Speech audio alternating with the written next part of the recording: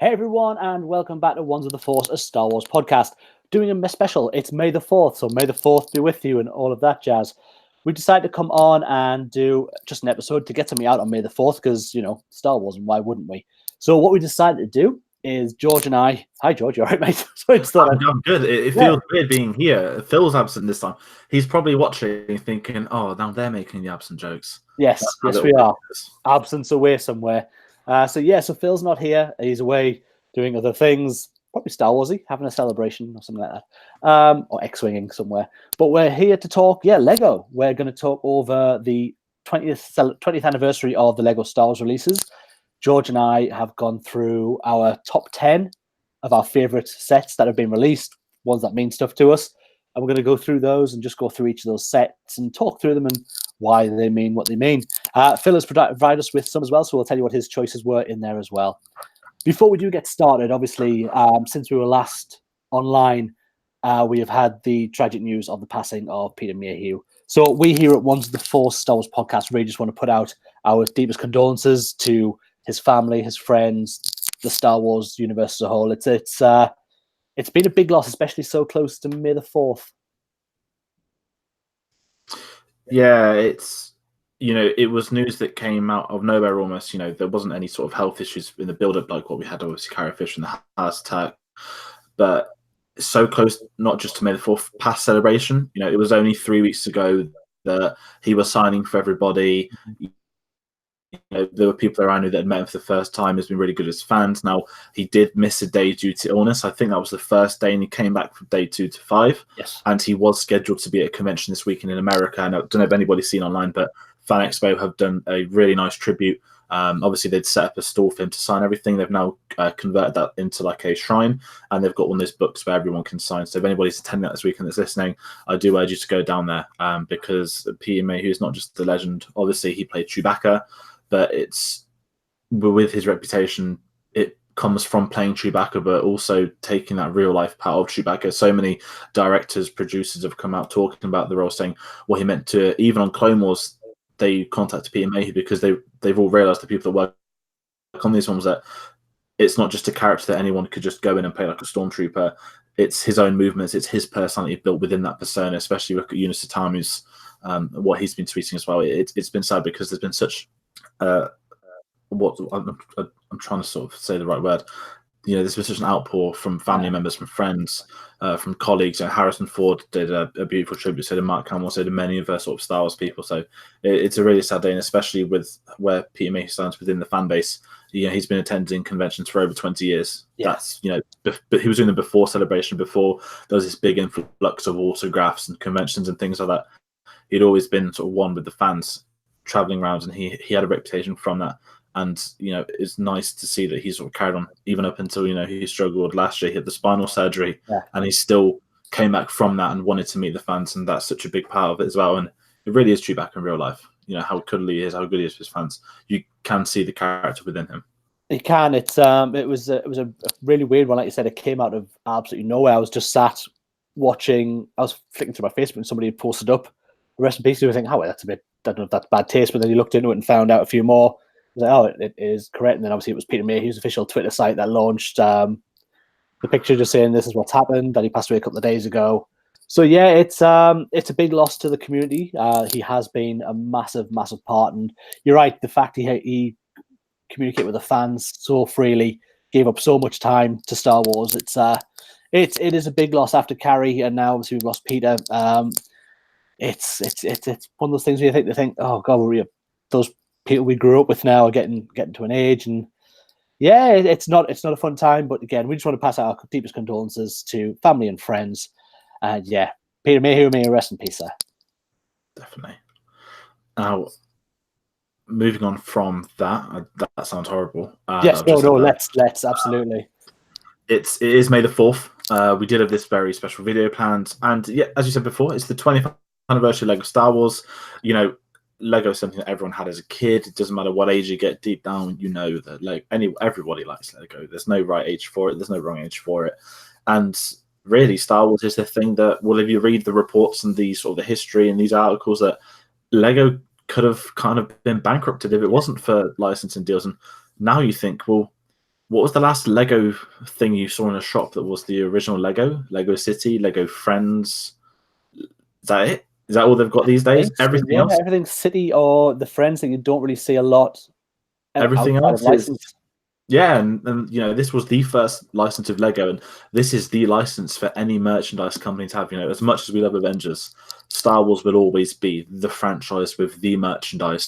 Endgame is beautiful, Endgame is great, Yes, it but is. the generation of kids is still going to have Star Wars Legos, Star Wars toys, more so than Avengers toys and I mean, it's not to compare and stuff, but there's something really special about Star Wars and merchandise coming together, and it's not just about taking your money. I think Sometimes. it's a part of it. I think it's because like Marvel's got the comics, you've got the comics and the films, and these other things where Star Wars is like the films, toys. That's the way I've always kind of seen it. Yeah.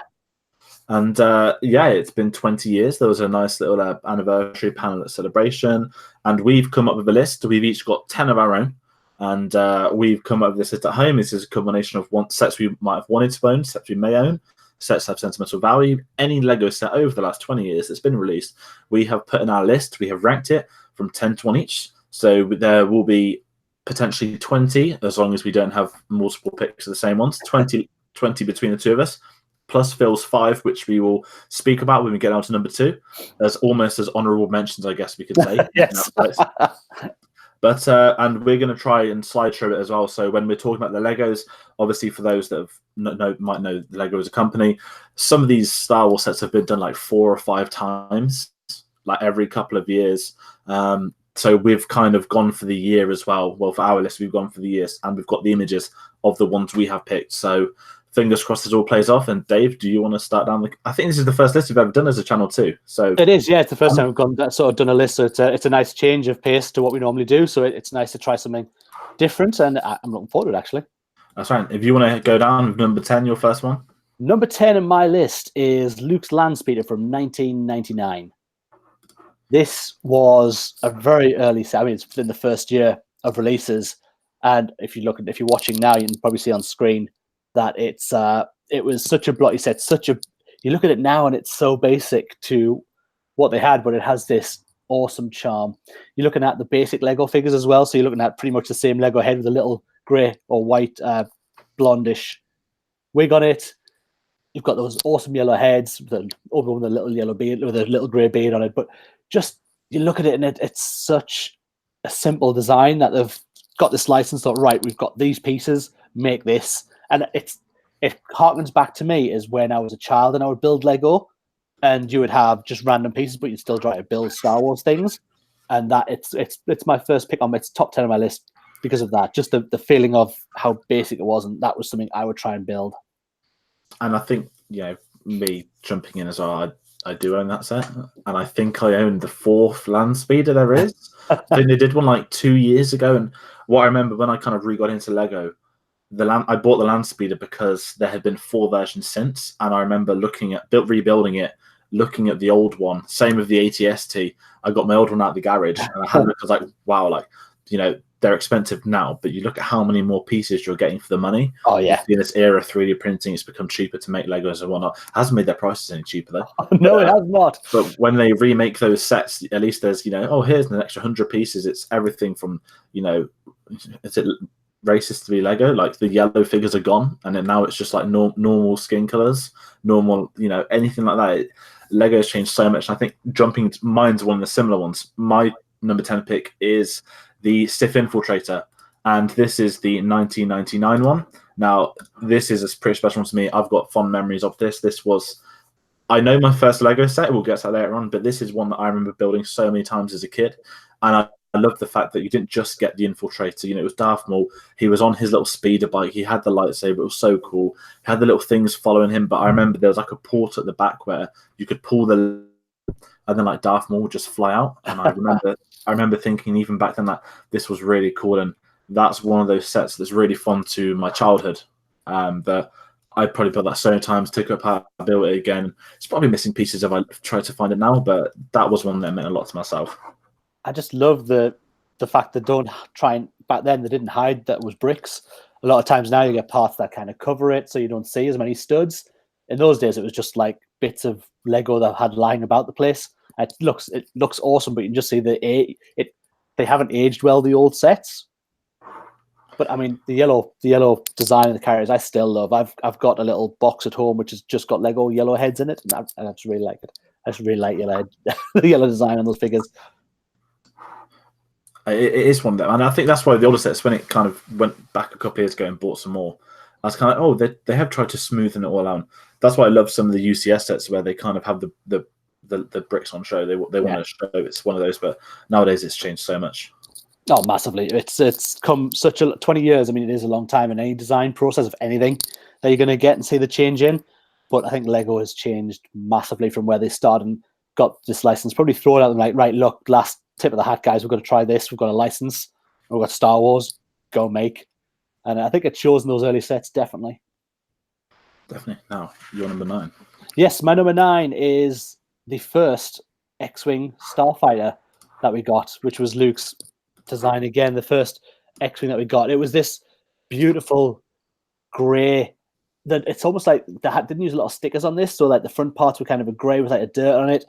And it was just this first time that I had an X-Wing that was actually, again, it kind of harkens back where you say, oh, I used to build that as a kid, and this is the first time you got a set of something you would always try to build, but you'd have just a stick out the front with 4 longer pieces for the X-Wings, for the actual S-foils. And it's like, you know what, this is amazing to actually have in my hand to be able to fly an X-Wing around. It's just this perfect set. And it was a little bit later in the line. It was still 99. It's still the first year release, but a few models in. So I think it just got a little bit better, the actual design on there. It's a lovely piece. You got Luke in there. You got the ground troop. You got the ground rebels as well. So it was a really, really nice set.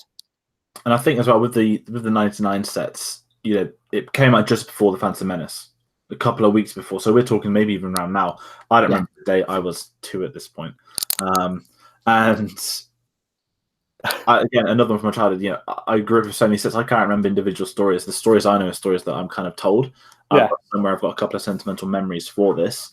And but the X-Wing is a classic one. Again, that was, I'm sure, redone last year, and I'm sure they've done UCS ones, they've done normal ones, they've done small like £20 ones, which are so weird, microfighter ones as well. And the X-Wing is just so iconic. And I mean, I wish I'd owned Poe Dameron's one. That one looks really good, but that one's really nice, yeah.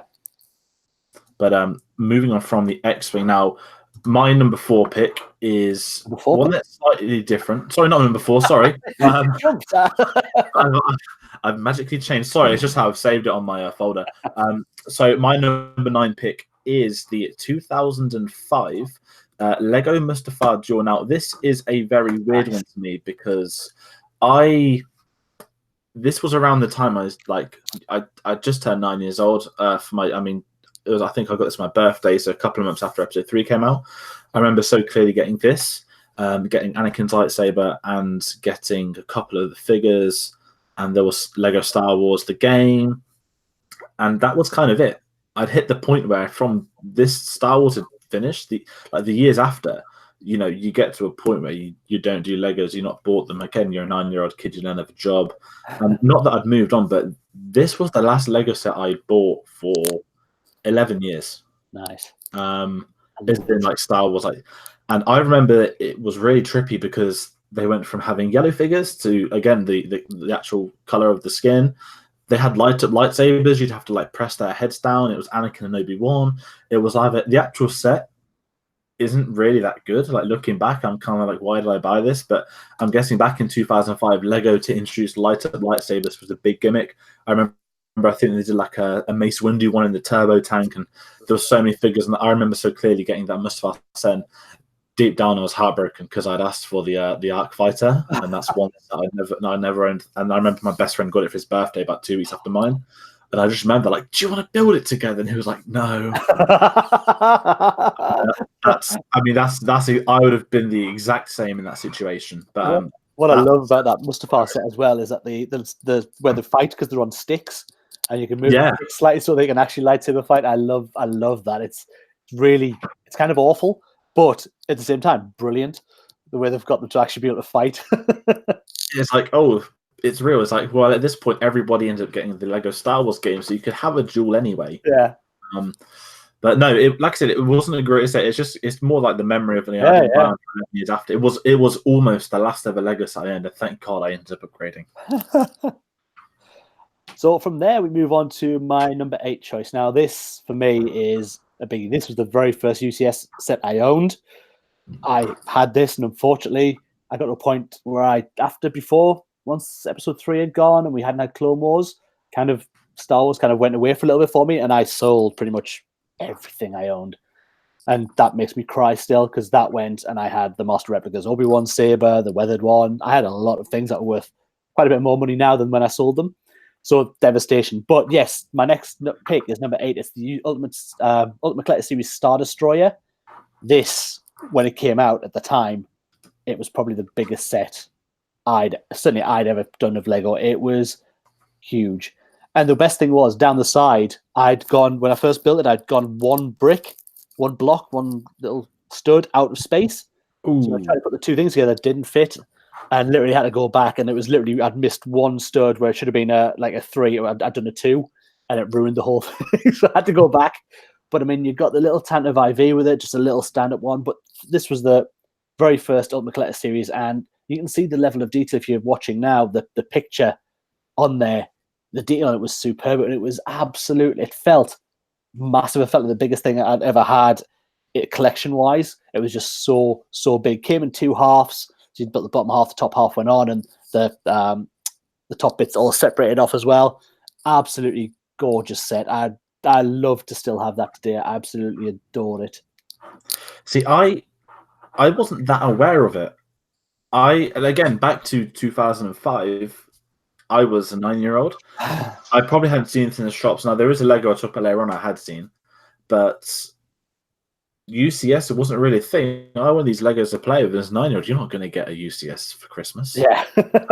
Well, actually, you're not going to get that UCS for Christmas. I think that's a fair way of saying it. It's like the Falcon, It's there are some things which kids are going to get. Some things it's going to be like footballers kids are going to get. Absolutely. When you sent me your list over, and I was like, I can't remember a UCS Superstar Destroyer. And then I saw it, I was like, oh, okay, thank God I was that age and not this age. Yeah. That would be in the basket on day one. It was absolutely glorious. And to be honest, I can't remember how much it cost when it came out, but it wasn't certainly not the price that you pay for the Ultimate Collector Series now. Like the Falcon, it was nowhere near that. I'd been about £200-300, I think, around there when it was first released. And I think I sold it for probably double what I paid for it, certainly when it went. But yeah, it was just glorious on display. It was a talk piece when people saw your collection, and that was sat in the middle of it. Absolutely superb. Did you sell it built? Because I've always had this question with I sold it. I broke it down, so I put it literally. But I didn't put it into like bag 1, bag 2, bag 3 like people would do now. It was just, here's all the pieces in a bag. Broke it up, didn't even think about following the instructions, and I still sold that for double the price I paid for it. And it's not, so someone would have happily got that and sorted all those pieces out. So there's nothing in there of any color. It was all grey. So that was a task in itself. So at least I got to go through the bags and build it. But yeah, the next person who bought it from me would have had a horrible time sorting out those bricks. That is. Oh, I kind of wish I had one now. I always say, whenever I look at a set on eBay, and they're like, how do people sell these? I've got some sets I'd want to get rid of, but I don't want to take them apart just because it's just too much effort to take apart to get rid of. But if it was me, I've got one set I want to get rid of, the episode 8 AT-AT.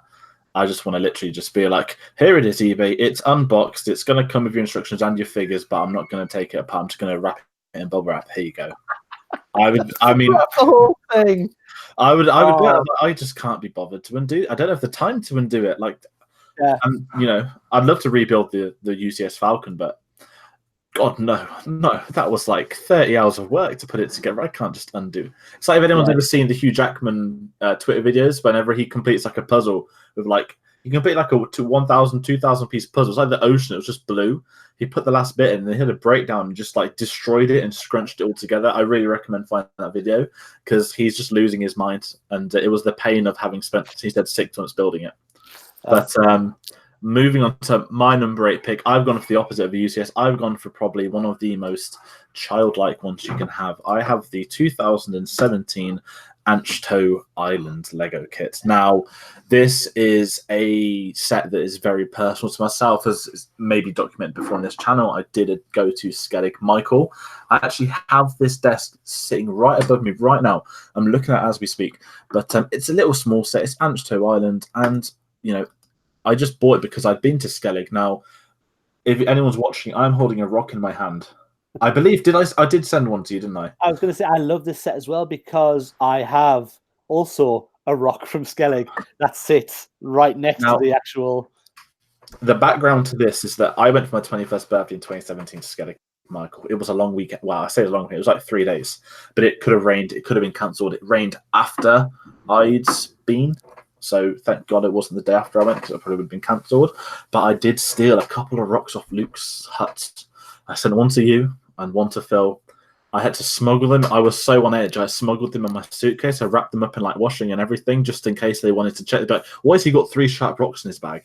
But, anything that comes out about Skellig, I've kind of always been intrigued by. And I think I said to you guys before that I would have done anything for a UCS Anchto Island. I know it's Skellig Michael, but if somebody could just do like a diorama that you see on YouTube, a couple of 1,000 pieces, that would be incredible just to look at. And I've got like a really deep connection. And for a 20 quid set, it comes with the Lego Luke figure, a Lego Ray, and the Porg. I've got no idea why there's a Kyber crystal in the rock still. I still don't know that today.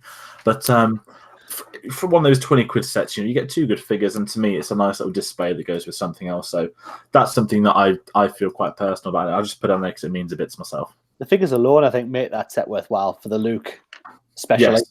Because that was the first episode. That was the first Luke Lego figure from Last Jedi, wasn't it? They even kept that quiet that he was going to get figures. So yeah, it is a lovely set. Having a rock from Skellig Michael sitting right next to that set makes it even better. So yeah, that is one reason I love that set as well. I really do. Brilliant. So yeah, next we move on to my number 7 choice. Is that right? Yes, 7. Yeah. Now this is actually 2 sets together because I can't separate them. This was the first time they did Death Star Final Duel. Now, not Death Star Final Duel, sorry, Final Duel sets 1 and 2. So they've done a much bigger set this later, which we'll get onto. But yeah, this was 2 mini sets that was literally about 8 pieces to put together. But it's the first time you kind of got an idea of the throne room. So you got one set with Vader and the Emperor's chair, which is awesome. I like the back window. And then you got one of Luke being brought in as well. So you had the little walkway with a guard and a stormtrooper. And I just, for that being an awesome scene in Jedi, like one of my favorite scenes in Star Wars, that all leads to that final duel, to get 2 little sets that you can kind of put together and think, oh, look, I've got this duel scene.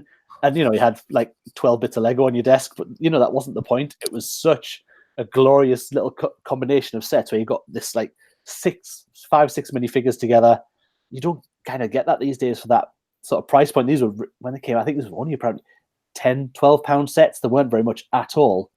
And you got such quality. And for what I would say, probably got playability out of them. So a lot of younger kids have really enjoyed the amount of figures they got with them. Whereas I just I loved having the Emperor's chair for the first time, having this Emperor's seat with a Vader and a Luke going up. Awesome sets. Awesome. I have this in the garage. So we were cleaning out my garage last week, and we've got a wardrobe, which is the Lego wardrobe. That's what it's been called for the last 16 years since we've been in this house. And from top to bottom, it is Star Wars Lego in the boxes, and it's like a Jenga pile. So you've got the big box at the bottom, and they work your way up, and then you've got loads of little small ones balancing. And the final dual sets have just sat there, along with like a Qui-Gon Jinn and Maul, and like a random Jar Jar Binks one. They've just sat there for years, knowing if you take one out, then the whole thing could crumble, which is a daunting, terrifying prospect. Imagine how it'd be his gravestone. How did he die? He drowned in Lego Star Wars. What a way to go! Those little sets, they're good fun. They're like was it as a kid. As a kid, they were good. You got Lego figures, you got to reenact scenes, you got things like that. And the concept of the part 1 and part 2 sets, they did keep them going for a while. I remember Jabba's Palace. You used to have Jabba's Palace. There was a door section, I think, as well. Yeah, and there was like 3 sets that came together, and they were like £30 sets as well to build the entirety of Jabba. I think one part was like Han and Carbonite with Boosh, and the other part was obviously Jabba's Palace. Oh, and then it was the gates with like R2 and 3PO and stuff. And I quite liked that concept. Obviously, deep down, they're like, "Here comes the money." I'm sure we're talk about it today, but nowadays they just go for the big ones, and I like the little sets. They're good fun.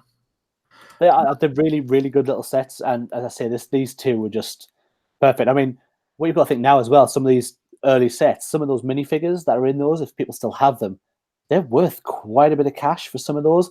I think, like you said, the Jar Jar Binks, that first head sculpt that came out with just a plain head sculpt is worth quite a bit. There's a Watto that was in, I don't know which set it was. Well, there's going to be the Junkyard set, but that Watto is really, really collectible because he's just this one solid Lego block. He's just blue, and he's worth quite a bit of cash. Don't tempt me. No, I remember some of those, and they were all the original sets as well. That's what kind of made it go. I think the gap from episode 3, going off on like a mini tangent, the gap from episode 3 to Force Awakens, I remember there's a lot of like Clone Wars Lego sets released, but they weren't really remaking the older ones. And then when Disney kind of bought the franchise and took over, it was Lego were probably like, well, now that the interest is back, we've got today's technology to basically remaster all these original sets. They're working their way through the catalog. And we certainly are seeing that with the 20th anniversary sets that I know you've got the first, and I got it just the other day, the pod race, Anakin's pod race. I bought it just the other day as well. So we've got that, and they certainly are looking at these older sets and now looking what they can do to make even just like slight modification improvements on them to make them better and new. I think you will see now, especially with the interest in the prequels again, I think you will see a spate of new sets that are going to be based around that. I definitely say as well. Now, speaking of another prequel set, here I go with another one. So this was the Republic gunship. Now, I remember this. This was Christmas 2002. I remember I opened the last present, and it was this gunship, and it was the greatest thing I'd ever seen in my life. I built it the next day, but I just remember having this gigantic. This was at this point the biggest I'd ever owned. And I just remember this was like this monstrosity Lego thing. I think I'm reading it here. It says 686 pieces, which is actually like pathetic. It is. You take that in a small set these days. Yeah, I say compared to the new sets, it's little. But back then, this was one of the big ones. Yeah. It's right at the bottom of the wardrobe in the garage. It's got the most pieces, and this was really expensive as well back then. That's what I'm always telling my parents, and that was a really nice Christmas present to have. Yeah. And I just remember a lot of fond memories building that, rebuilding it. It wasn't in a normal box; it folded open as well. So it had its own sort of entity, I guess you could say. But that's something that was quite personal to me. And looking back, I should have really bought it myself, but I've got the DK Lego dictionary, Lego Star Wars, and it's got all the original sets, and it has how many times it's been remade since. And I think the Clone Gumships have been done about 4 or 5 times now, and they do different things with each one. Clone Wars versions, Episode 2, the remake, blah, blah, blah. But that was a set I really enjoyed when I was younger. It's amazing. I mean, when you say it's 686 pieces, you're right. That was a massive set, like nearly 1,000 pieces of Lego in a set. And now you're right, like a medium set, you'll be like, yeah, that's 600 pieces. That's an easy set now. That's just craziness how far they've come on with how much more infrastructure is sometimes put inside these things, where the outlay is still not much change, but you get so much to actually build now. Definitely. Now, moving. Yeah. So we are now into. Oh no, we're still at your. I think number 6. Almost. Yes, so almost halfway. Yeah, this is my number 6 pick, and this one is really, really special to me. This is the Ultimate Collector Series, my second in this list, and it's R2-D2. Now, the reason this is so personal to me, this came out in 2012. I could not afford. I think it was £150 when it came out and was released, and I just could not justify at that point spending £150 on Lego. But it came. And then it was retired. I think it was out for a couple of years as well, but it got retired.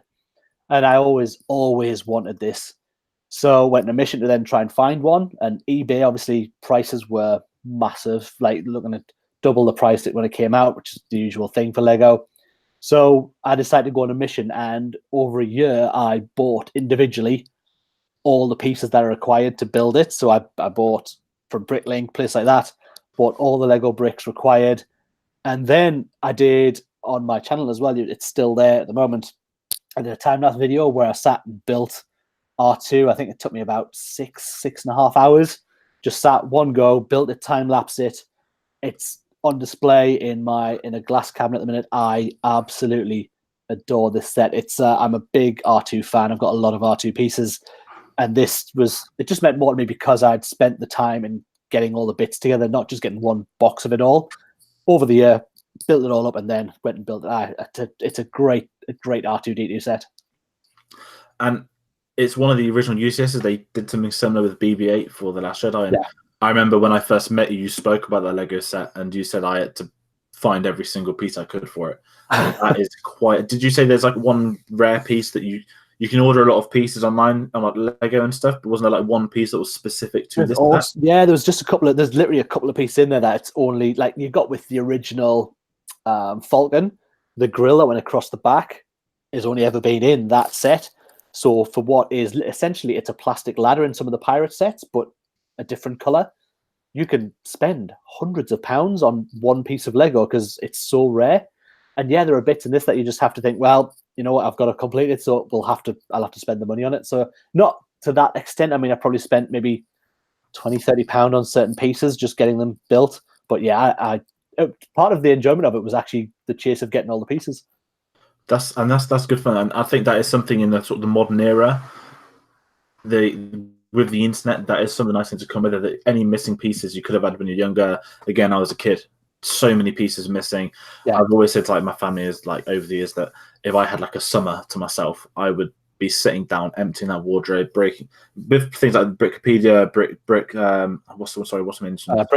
Bricklink. You see on Lego.com, you can order individual Lego pieces, mass order them, small order them. eBay is obviously you get scalpers in there, but it's become accessible now to go back and complete those old collections, especially when, you know, I mean, not I do it for like resales and stuff, but when you've got like sort of nostalgia with it and your childhood stuff, and that brings me on to one of the next sets I'm going to talk about. This is my sixth choice, and this is one that I mean, I keep saying all of these mean the world to me. It's because this is no one. Now, this is the Gungan sub. Nice. Now, the reason this means a lot is because this was the first ever Lego set I ever completed by myself. Oh, excellent. Awesome. So obviously, like, as a kid, you know, your family help you out. You know, you build it with them and stuff. I remember I started this in the morning before school. Like I said, I was like probably 4 or 5 years old. So it's been out a couple of years. And I just remember coming home and completing it, like just doing it. For once, I didn't have anyone help me. I didn't wait, and I did it by myself. And the other thing with Lego back then, on the instructions, you didn't get the modern day guide where they tell you what new pieces you're going to be adding in. On the Lego sets back then, you had to look at the picture and figure out what new piece was added. And as a 4 or 5 year old, you know, there could have been some mistakes in there. That's why, to me, like, I've got the sentiment of this set that this is the first set I know that I did all by myself as a kid. And it's a set I've visited many times. And, you know, you look back at it now, you got 3 minifigures, you got Qui-Gon, Obi-Wan, Jar Jar. And the design, I think this looks better than the modern ones. Again, I was looking at the encyclopedia book. I looked at the new ones, like, it looks the same, but they've just basically done like a flat layer around it. Yeah. At the front end. Yeah, it's smoothed out, but it doesn't look as nice. It feels more like a ship than the Gungan sub. It does. It's an actual glorious piece. And again, we're looking at that early sculpted Jar Jar as well, just the plain head, which again is a really collectible minifigure as well. So it is a lovely little set, that one as well. And I love the fact that it was the first one you actually just went out and built on your own as well. And that's what I think that with Lego you do get. I know obviously there's an age gap between us. Same with Phil, but there's, as a kid, this is what makes this debate nice, because we've got like the collector on one hand who've given an opinion on the retro sets. We've got someone that grew up with them, and then as we're going to get some more modern stuff, we've got the two of us combined. So yeah, it's been a really nice dynamic on this video so far. And what I feel moving on to the next one, which is going to be your number 5 choice. That I'm going to leave over to you. Actually, I'm going to spoil it. Cool. So yeah, my number 5 choice is quite a modern one. It's only a few years old. Again, we're going back to, as I said, the Death Star Final Duel. And this was the set they released for Death Star Final Duel. You can actually still see elements of that, of what they had in those 2 sets, where you got the walkway, which is at the bottom there, and obviously you've got the Emperor's chair at the top. But then you've got the addition of the stairs and the extra bits at the side. This is an awesome, awesome set. This is one that I've got in the loft. It's packed away. But when I was looking at the list, when we were doing the breakdown of what we were going to put on our list, and I came across this one again, I was like, I need to get the set up and rebuild and have that on display as well, because I've started getting my bigger Lego pieces and having them on display. So this is one I'm going to revisit, probably Bank Holiday Monday, because I have nothing else to do. I mean, a son and a wife to look after. But other than that, I've got nothing else to do apart from build Lego. So yeah, it's a glorious set. I love that you got the Vader with the removable helmet. You got the Emperor again. You got a Royal Guard. It was just a a much bigger version of those 2-packs that I got. And I think it was a nostalgic thing that I had that when I was younger, the 2 sets, to then move into this bigger set of the same thing. I remember this was around the point where I not got back into Star Wars, but this was 2015. I think this set came out. Yeah. So this was on the roads to the Force Awakens, I guess you could say. I remember when I started listening to podcasts and stuff, this set had just come out, and a lot of collectors were like, "This is one of the best sets in years. This is so nice." And again, I bought a Lego for so long. I was like, "That looks really cool," but I remember having it as a kid. It's just another remake, and then I look back forward, like I really should have bought that. Yeah. And I know we'll get to it later on. There is something similar that does come, but it just looks so nice. Just looking back at that set, that looks so nice. I mean, the credit with the newer sets is, yes, they're more expensive, but my gosh, do you understand why? When you're seeing what they're doing, and for a set like that was what we spoke about, like 20 pieces, 10 years before, 15 years before, and now it's like that's on the label, like 700. That's more pieces than my Republic gunship, which was one of the biggest sets of the time.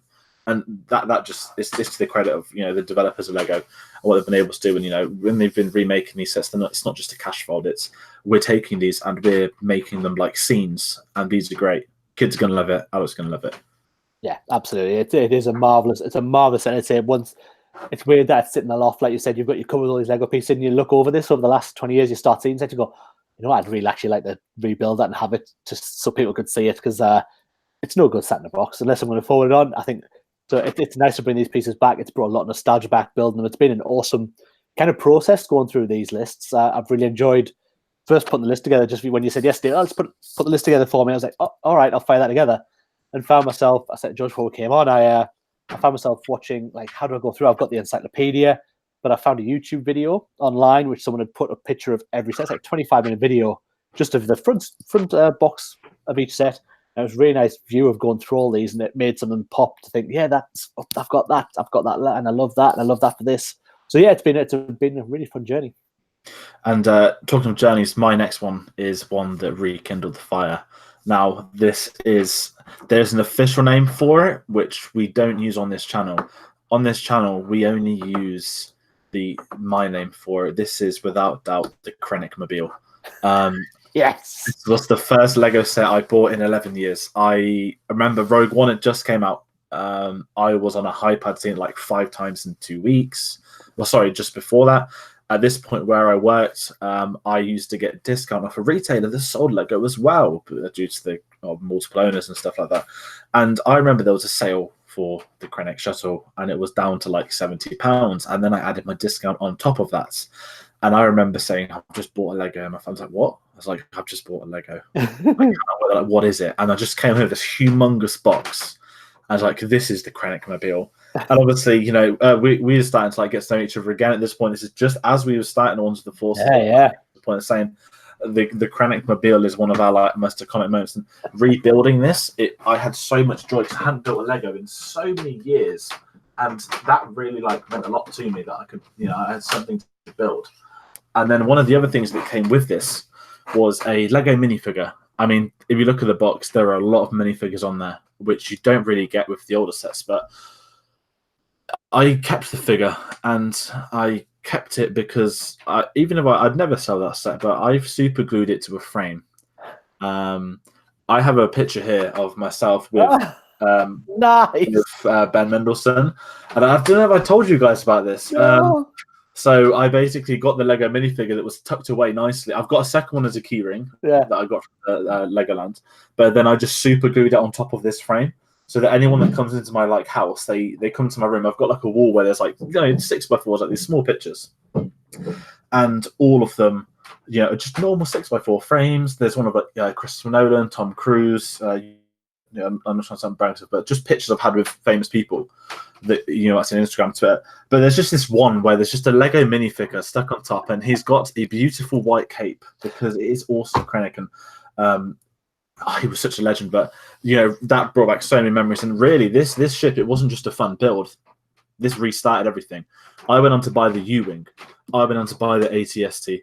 I went on to buy Vader's transformation. I went on to buy the carbon shape. I don't know why. I was just on a Lego hype. I was just splashing it away. Like, what am I doing? And I had to be controlled. But I bought, I think, almost all of the Rogue One sets except the TIE fighter they did, because the TIE Striker. Oh yeah. The weird pointy wings, yeah. Yeah, but you were getting like 6 figures a set. Like people were buying these sets, selling all the individual figures, and then selling the models and making profits. Yeah, not that I would have done that, but the amount of figures you got with and because Rogue One was new, it was an ensemble film.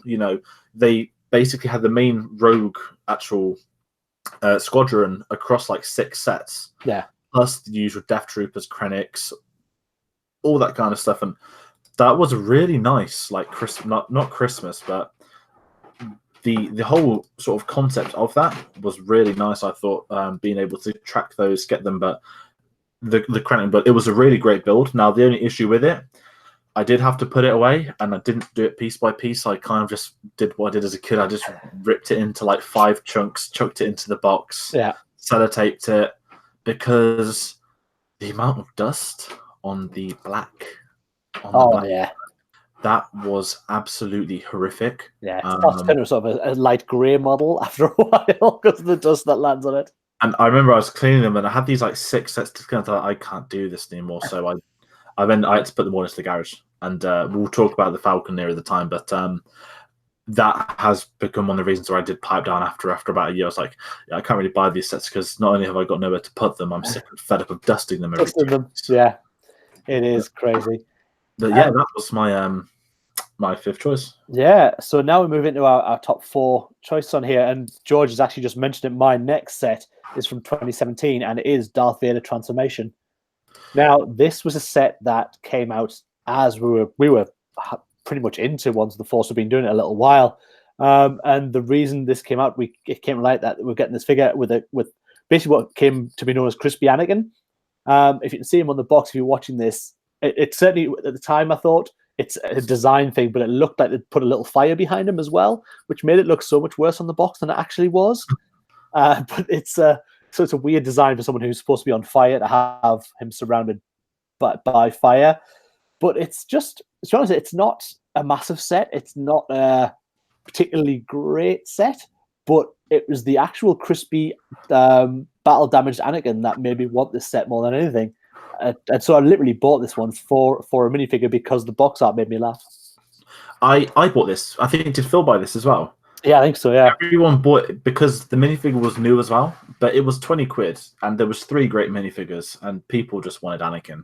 I remember buying it when it came out straight. I went straight to Argos, and then was like, get it.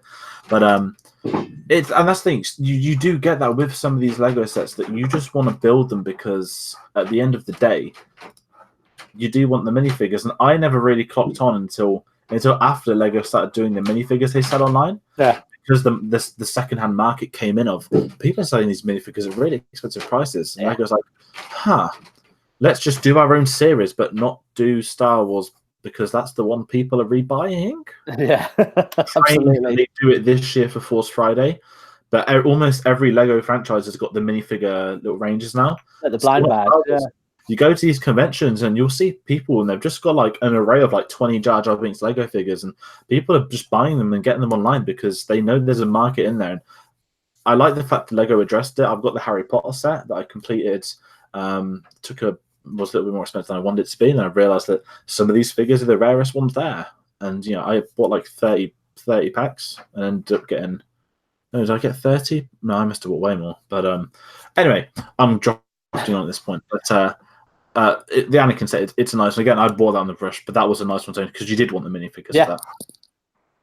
Now, my pick is, I don't know if it's cheating. It's a kind of 2-in-1. This is the Moss Esper Pod Race. Now, if anybody doesn't know about this Lego set, this came out in 1999. Nice. This was a triple set. It was a giant box. And what I remember, well, I do remember, I've got it. There's 3 boxes within the box. There's a little Anakin pod, a massive Sebulba area, a massive Gasgano, and a tiny little Anakin area.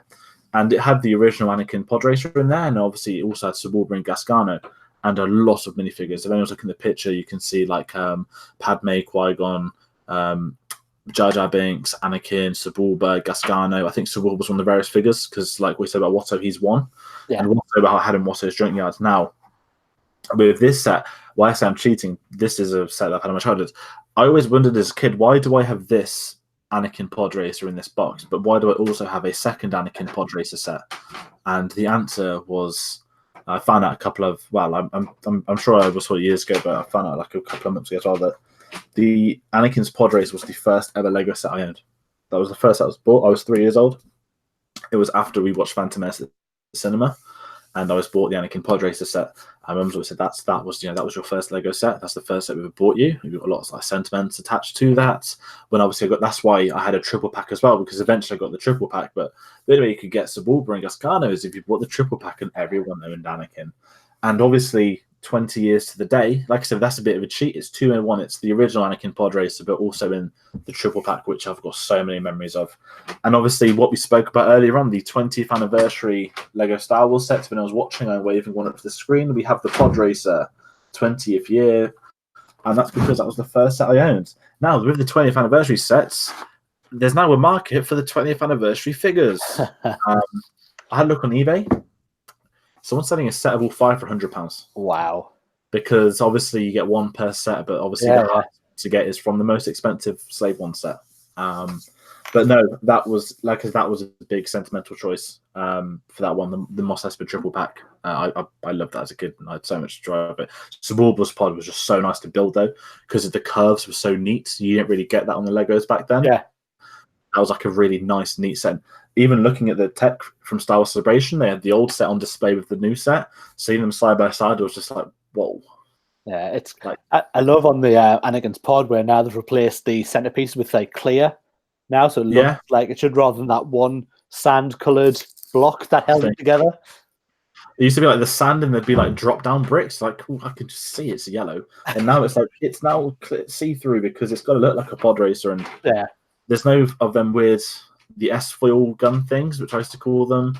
They're now, and they've actually obviously printed off a proper lightning thing. It looks like the Empress Force lightning they give on Lego minifigures, but seeing how those sets have evolved has been really cool. Really is. Now we're into our top 3, as we say now. So this one for me it's my only real one that's been an exclusive set, and this was from Celebration 2017. It was the Detention Block Rescue. This is a set I really, really would like to own. It's not something I do own, but it's something I really like the look of. It came out for Celebration exclusive, and you would think, oh, it's not that big a set. It's only about, I think it might be less than 200 pieces. I don't think it's many at all. And you say 2 minifigures of Han and Luke, which they're not rare figures. They're ones that have come out with other sets, so they're easy to get. It's a really easy set you can actually go out and build if you wanted to go and buy the pieces. But to buy it so you get the box with it, the Celebration logo on, you're still looking at the better part of £200-300 if you want to get it now, which is insane. I had a look last night when I was looking over this list to see if I could. I'm like, oh, go on, I'll have a look. And it's crazy. I could go on and buy the pieces from probably a Bricklink, and probably for about 50, 60 quid, probably less, because a lot of it's just grey.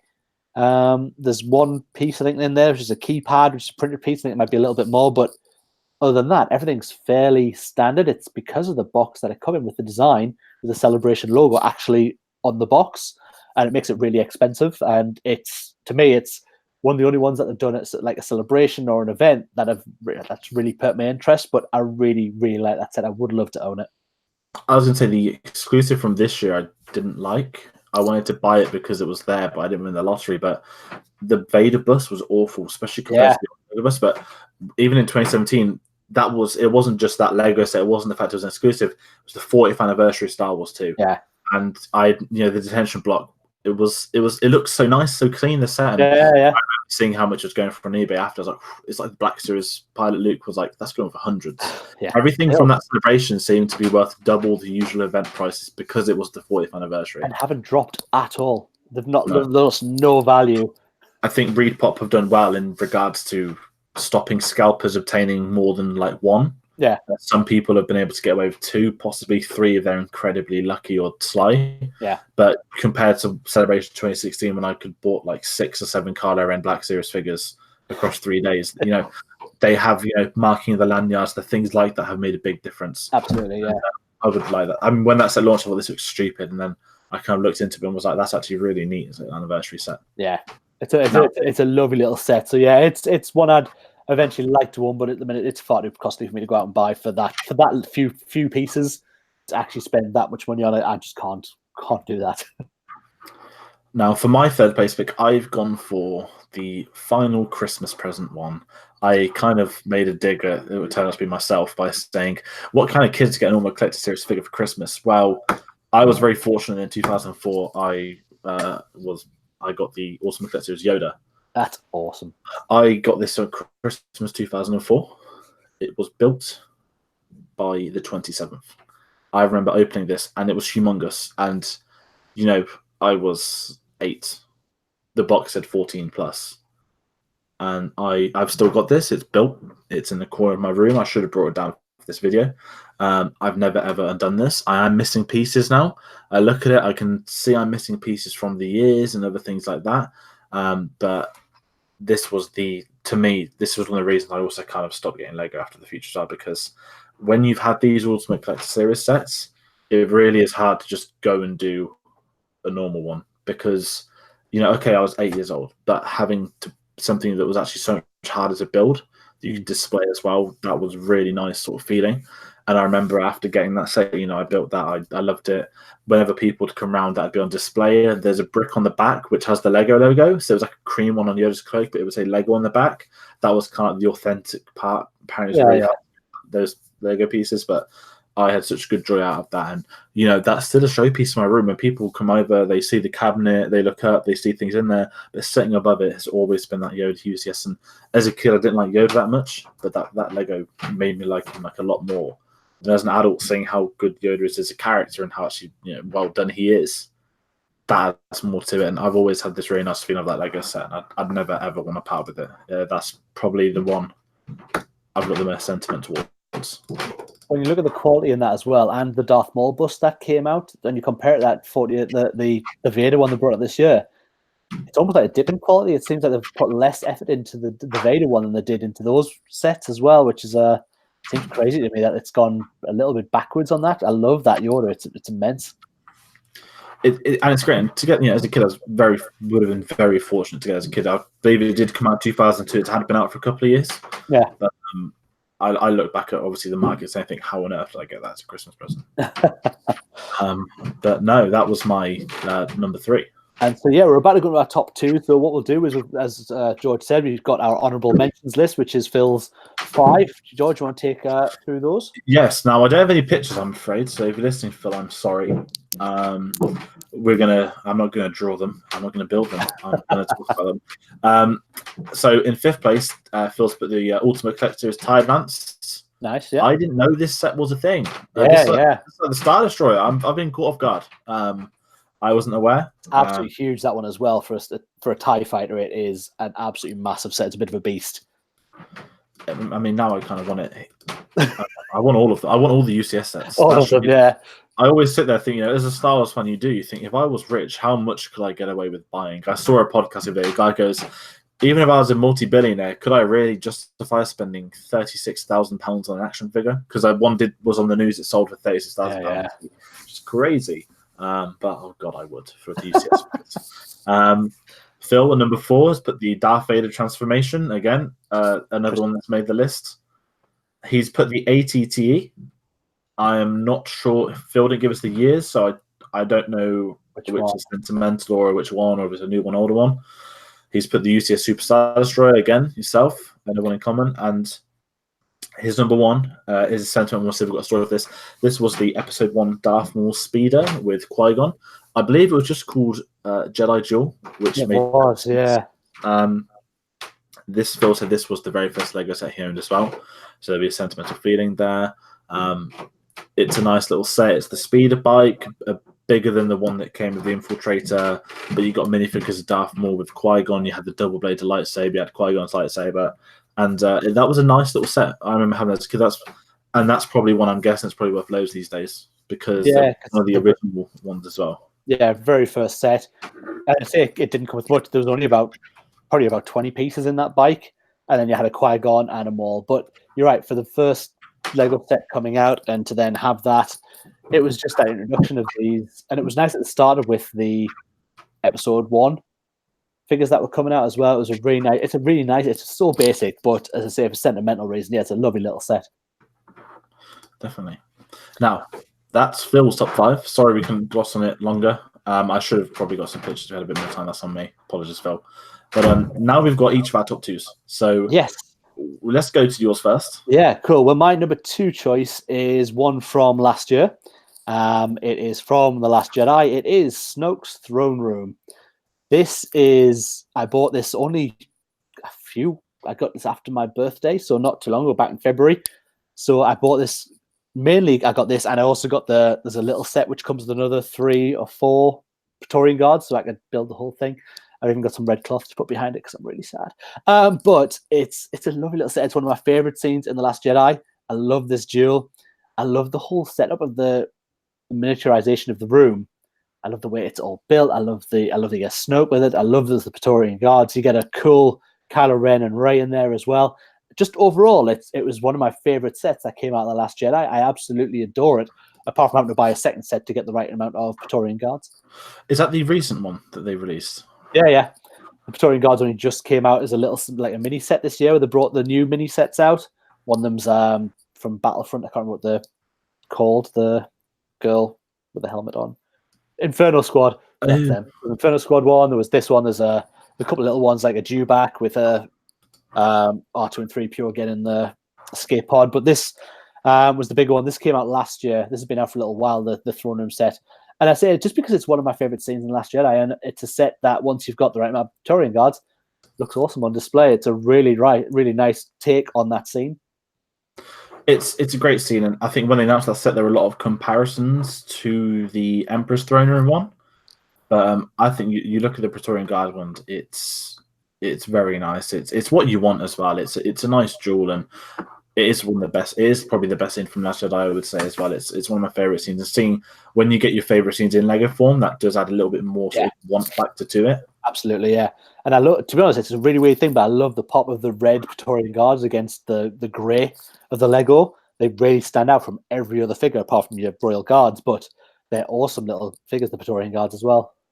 Definitely. Now, for my number 2, this is obviously people that follow the channel know that I've always collected autographs. If I could take my want list away, if I didn't include autographs, there's only one thing I've ever wanted, and I don't want to say not got. That sounds really selfish. Like I've bought a lot of things myself, things I've been able to buy. I've ended up buying usually for Star Wars. There's one thing which I will never ever be able to buy, which I've eternally known I will never be able to afford, and that is the Ultimate Collector Series Death Star 2. Nice. This goes for like £4,000 online. Yep. I saw this as a kid in a shop. I'm like, this is the greatest thing I can ever see in my life. Obviously, I didn't get it for Christmas because no parent can buy this for Christmas, for anything, for birthdays, for whatever. And over the years, I've always had a look at this online, and I've seen it's like, oh my god, it's going for thousands. Now I think it used to go for like 2,000. Now it goes for like 4,000. And just the design of the Death Star 2 as well. Like having the normal Death Star is fine. I really dislike the playset one where it's seen in all the films, and when they re-released it, they just literally re-released it. They didn't even add anything new in from Rogue One when you could have had Krennic and Tarkin bits. But I started thinking, why haven't they redone this UCS of the Lego Death Star 2? This is the best design. Fingers crossed. Now it's going to be episode 9. We might get something. But broken piece in the water. I'd still. Yeah. And, what I do like is that when you put the picture up on there, the screen for anyone who's watching, that was the Lepin version, the knockoff. Oh, was it? Well, the box. I can only apologize. Does it? But it looks the same. It looks exactly the same. Yeah, it's just you could probably afford that version. Oh,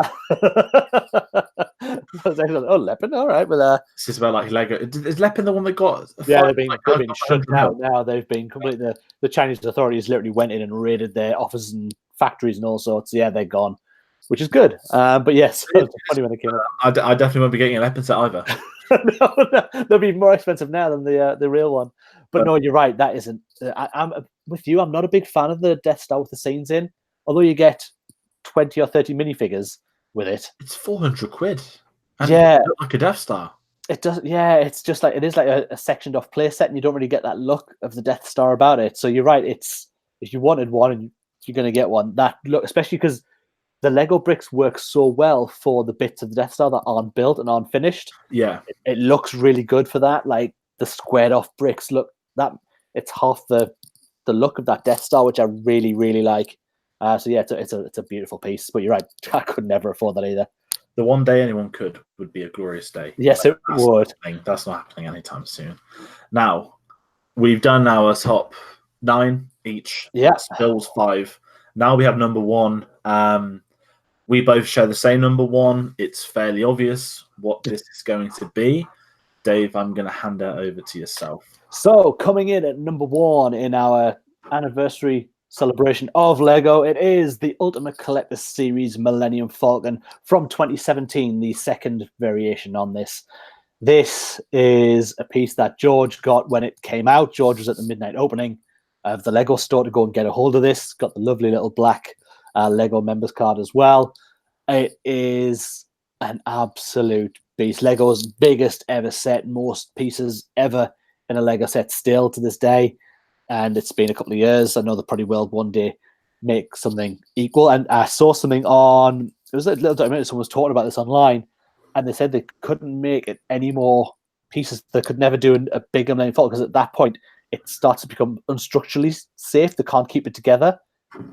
It does feel weird when I had to carry it up the stairs from the dining room to the bedroom for eternity. When you have to put like 2 hands underneath it, it gives you instructions on how to carry it. It's that big. I was terrified. I just thought, what if I drop it? What if I trip? What if anything happens? There is nothing more they could honestly put on this set except minifigures of Luke and R2-D2. Yeah, it's sorry, I'm just grabbing something. I've got this for once mine's built. Now, I don't know if you've seen this, but this is a stand. It's called the Efferman stand that someone has created online. So if you want to have a look at an Efferman stand, it's literally made of Lego Techno pieces, and it's display the Falcon down over, so you can see it from the bottom, like the top. It's on the side, basically, will be held on there by these little struts here. And that instructions are online. It's not very expensive to get a hold of. So that is how I'll be displaying mine once it's built. George has built his, and it's beautiful. Mine, as I sit here right now, is in its box sat next to me because I still haven't had a chance. It's 30 hours of Lego building, and I just haven't had the opportunity to build it. So I have this piece, and I'm so happy that I've got it. But it is sat in a big box. But I've got it, so it's mine. I don't have to do anything. I don't have to worry that's going to be taken off display or taken out of sale, and I'll pay even more. I have it. It was a 30-hour build. That's not emphasized. This isn't me being slow. I did make one mistake. I lost half an hour or 2. Like what you said about when you lost one piece on that one. I did one piece over on this. I had to go back, and this was just the infrastructure. I was like, thank God I clicked onto it now. Yeah, it was all closed up. Not on. They have like when you get like a Lego box, they give you the numbers. Yes. They would have like 6 numbers per number, but there's really about 45 bags. I did buy the Lego Hogwarts last year.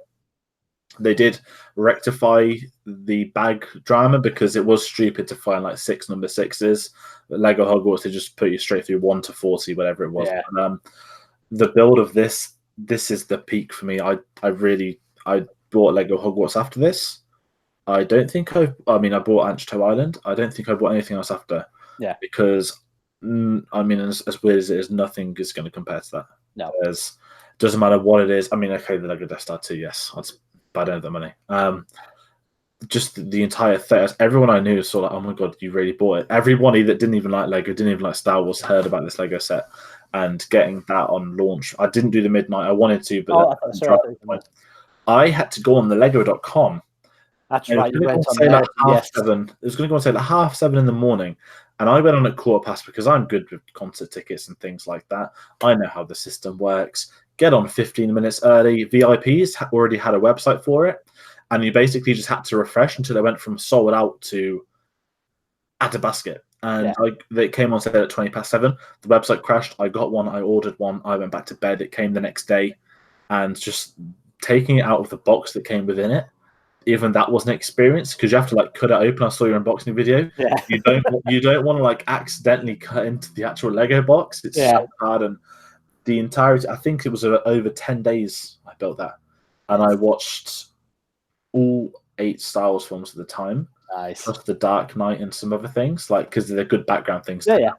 But oh my word, I was going through my phone a couple of weeks ago, and I've obviously been doing like folders and stuff on my computer. And I came across like I think I've got 7 or 8 photos of me building it throughout the development. Nice. I wouldn't put them on here because I don't take any of these. I mean, I've said this to you before. Yeah. I've not said anything about the build. I don't want to take anyone's experience out of it. I don't want to, you know, it was honestly the best thing Lego have ever done, and maybe ever will do.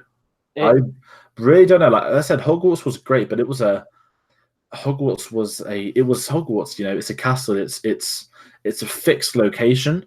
Yeah. Hogwarts is like what Lego Skellig could be, like a diorama. This was a ship.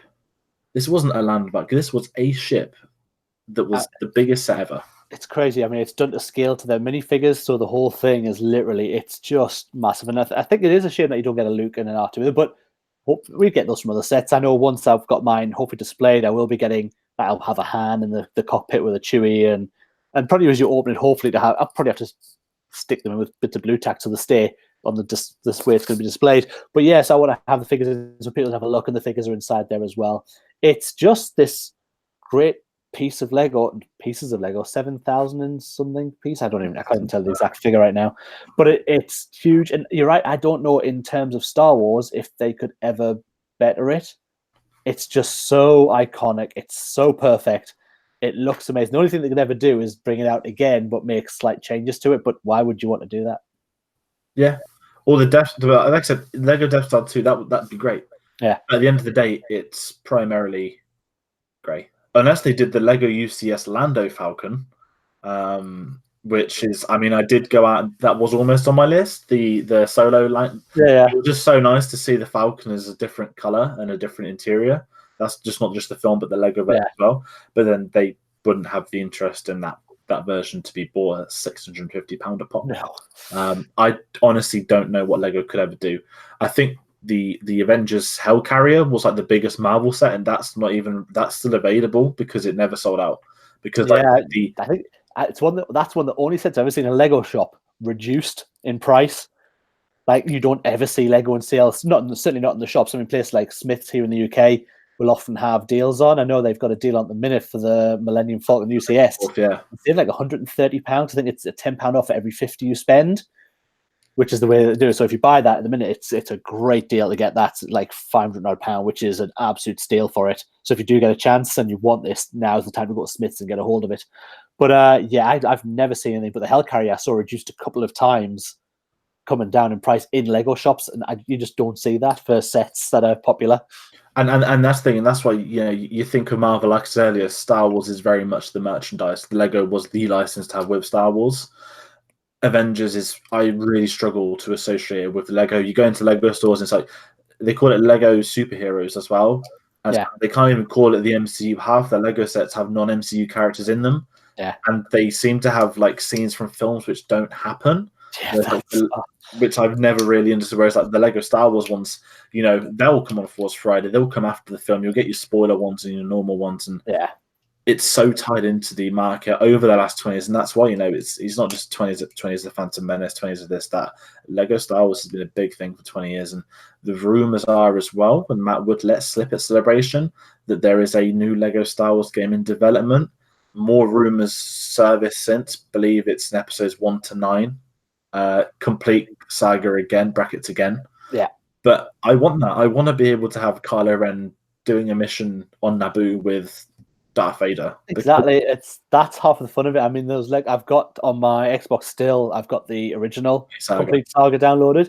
Even just to get some of those levels updated and in HD would be phenomenal, just to see because some of the sets that you walk through are great, but it is time for an update on that, and I'm so happy that you let it slip that it's coming, because it's going to be, especially if it's got elements, if it has something from Rogue One in there as well, which it could have, something from Han Solo, just little, even if they're just little side missions and not part of the main thing, it'd be lovely to have those in as well. But to have that whole 9 sprawling film saga, I'm guessing we'll find out way more after episode 9 launches in December. I don't know if it'll be ready for Force Friday. I think they'll hold back because there's going to be a lot of probably spoiler stuff in it. But I can't wait. That'll be something I'll get day one of that. That'll be a must to have, that game. because everyone has wanted a remaster of that game as well. Yeah. That has been a big part of. You look at gaming of the last 15 years. The Lego games have been big, and it was Star Wars that was the first Lego game. But no, just Lego Star Wars and what it's become is humongous, and that's why it's been nice to do this video. It's nice to do something different, but yeah, taking a look back at 20 the nostalgia is strong. It's still massive. To be honest, I can't. You think that where you said at the start, where Lego were in such a precarious position of where they could have gone bankrupt and had to sell off their assets to other people, and who knows what happened to Lego? It may have just disappeared entirely as a thing, which would have been insane. But of Star Wars Meccano. Don't get Star Wars Meccano would be terrible, wouldn't it? That would take just getting the screws in here. Actually, I'm a builder. It would take me fine. I'll be okay. But so no, this has been actually a really, really nice video to do. It's been nice to do something different. We will be coming back to you soon with something special again for the celebration of a certain film reaching its 20th anniversary. Phantom Menace. If you didn't know why you're here or anything like that. But also, yeah, we won't have an episode this Wednesday. To be honest, there is nothing to talk about. It would be me and Phil and George, if he was available, sat here just going, "You all right? Yep, it's good. Nothing happening. Nope. Finish. Credits. Done." So yeah, there's not going to be an episode this Wednesday. This was kind of a filler for that, but it was nice that it was May the 4th, so we could actually come on and have a reason to be on here. It's been awesome to kind of break down and look over these Lego sets over the last 20 years. Just looking at the pictures we've gone through here now, I said George knew what my choices were, but I had no idea what George's choices were, so it was nice to see those come up. Some really, really epic sets. Great memories, and long may it continue with the Lego sets, and hopefully they'll never bring out another Falcon, so I'll have to buy that as well. But yeah, so really, before we go, just a big, massive thank you for everyone who's watching this, who's listening to this. We are available, as always, on YouTube nearly every other Wednesday when there's actual stuff to talk about. As that ramps into episode 9, that will get a bit more often. The audio versions of our podcasts are available on iTunes, iTunes, Spotify, Podbean, and Stitcher. And the audio version of this will be available. Obviously, you might have to have a book to look at the sets as we go through, but it will be available later on this afternoon. George, anything before I close off? 2 weeks tomorrow, Sunday the 19th of May. We might as well kind of formally announce it. Okay, let's do it. It's the 20th anniversary of the Phantom Menace, and we will be doing a watch-along commentary. Yes. We invite you all to come. It's going to be good fun. We've got the 3 eras of Star Wars fans. We have the one era that grew up with it, the era that grew up with the originals. Then we have Phil in the middle that kind of was a bit of both, special editions / prequels. Yeah. So that's going to be really fun. And we all love the prequels. The prequels are great. Whoever thinks they're wrong are just wrong. Prequels are good films. They're good fun. And it's going to be a blast for 2 hours. So Sunday the 19th of May, do not miss out. It's going to be quality. I think it's just going to be such good fun. I'm really looking forward to just sitting down with you guys and watching Phantom Menace. I really am. That's one of the big things about it. I haven't watched the film for quite a while, probably a year or two, maybe. It's going to be around there. So it'll be really nice to sit back and just watch it, but also be able to talk to you guys about what's going on. So it's going to be a really, really good show. We'll go through a whole commentary. Obviously, not be able to see the film. You'll have to have it on as we do in the background quietly, but licensing reasons, don't want to get the thing pulled. So yeah, so come along and join us on the 19th of May. We will announce a time close to the date. We'll be late, but we will be around that time when we get on. So yeah, that is what is coming soon from ourselves. And really, that is us done as well for this. We've been going just sort of over the hour, so that's been a really good show. And really, until next time. How does Phil close these things out again? He always tells us annoying. We've been one to the Force. May the Force will be with you. Good night.